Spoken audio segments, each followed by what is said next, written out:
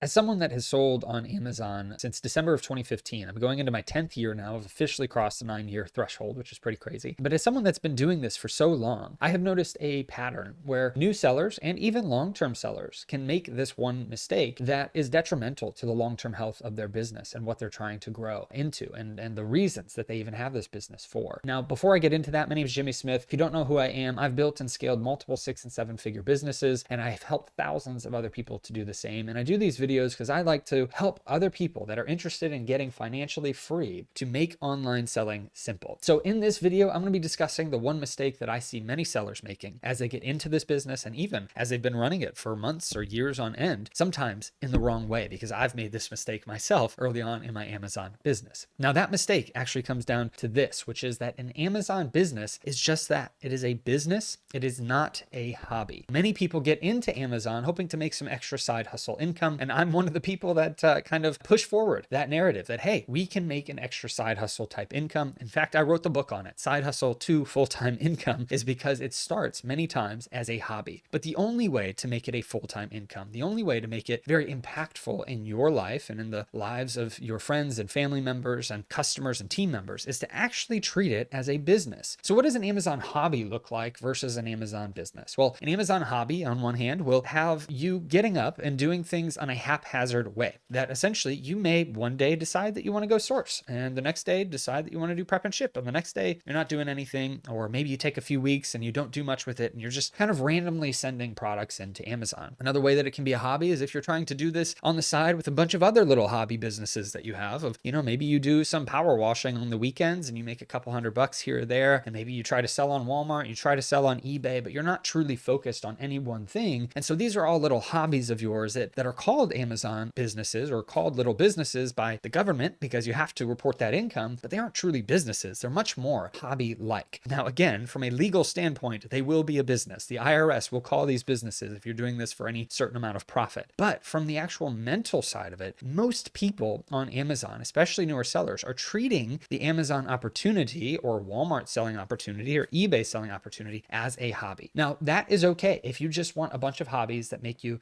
a couple $100 here or there, or even up to a couple $1,000 here or there. But what separates the long-term stability for sellers that are doing this for a long time and they are successful with it is that they treat it as an Amazon business. And for the first few years in my Amazon journey, I was treating this as a hobby. I would go out on the weekends, I would, flip a bunch of products. I would do it as I had time to do this. And ultimately I grew up to about $15,000, $20,000 or so per month. But then whenever I made the switch to treating it like an Amazon business, whenever I made the switch of understanding the financial side of it and the cash flow that comes into it, of understanding how to actually source products over and over again and to create relationships with store managers and distributors and wholesalers and brand direct, whenever I made that switch, even mentally, that this is an Amazon business that I can actually set up for some long-term success, that allowed me to grow and scale. And it will allow you to grow and scale as well if you treat it as such. You need to make sure that you have insurance on your Amazon business. You need to make sure that you have set aside some funds in case Amazon were to suspend your account for a little while. Ultimately, that can happen, but if you're treating it as a hobby, you're not really thinking about it. If you're treating it as a business, you have set aside some reserves to help you in those times. Additionally, you need to be looking at ways to add systems into your business because it is a business, and you eventually may want to scale that and have virtual assistants helping you with sourcing and purchasing and account health and account management. You may also want to add in local team members or virtual team members that can help with things. Ultimately, if you are focused on making this a business, you will treat it as a business, you will respect it as a business, and you won't just treat it as something that is a hobby. Again, for some of you, this may resonate. For others, this may just sound like a bunch of rubbish.